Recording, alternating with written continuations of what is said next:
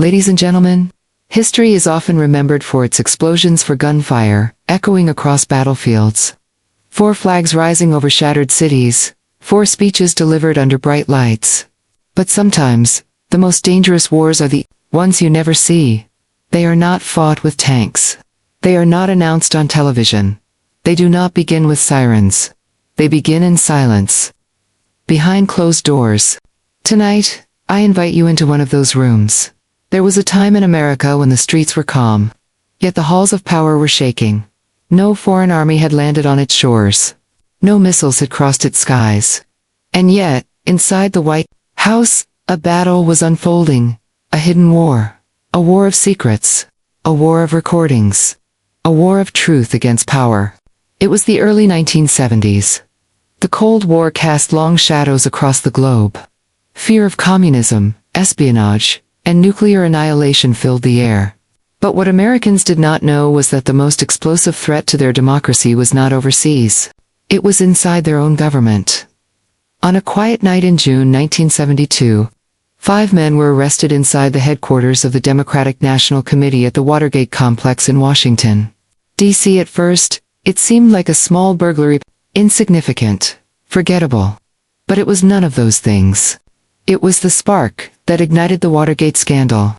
A political earthquake that would shake the presidency of Richard Nixon to its core. Richard Nixon was not a weak leader. He was intelligent, strategic, and calculating.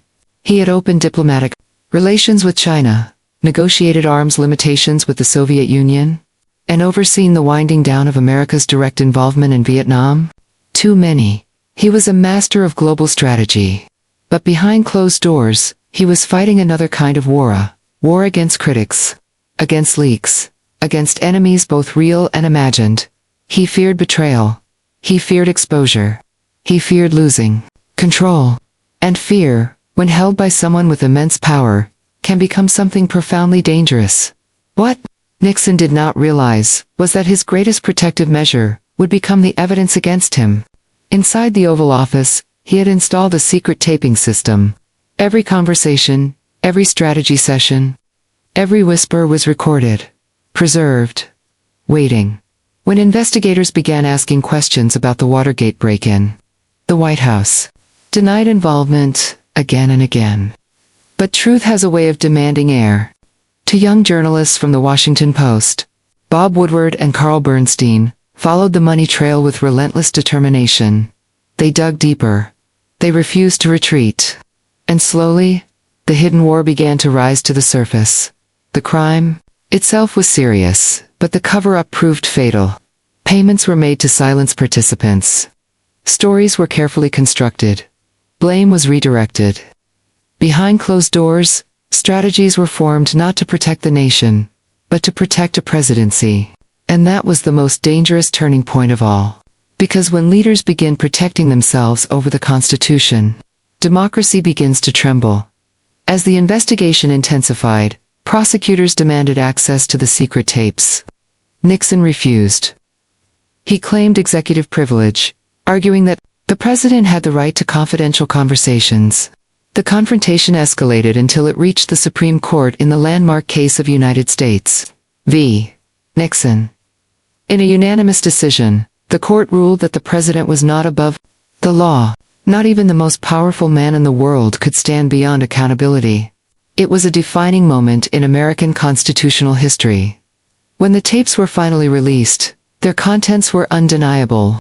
The evidence revealed involvement in the cover-up, and the political support surrounding Nixon began to collapse. On August 8, 1974, Richard Nixon addressed the nation. His voice was steady, his face composed, but history was shifting beneath him. The following day, he resigned from office, becoming the first elderly U.S. president to do so. Not because of a foreign invasion, not because of a lost war, but because truth forced its way through closed doors.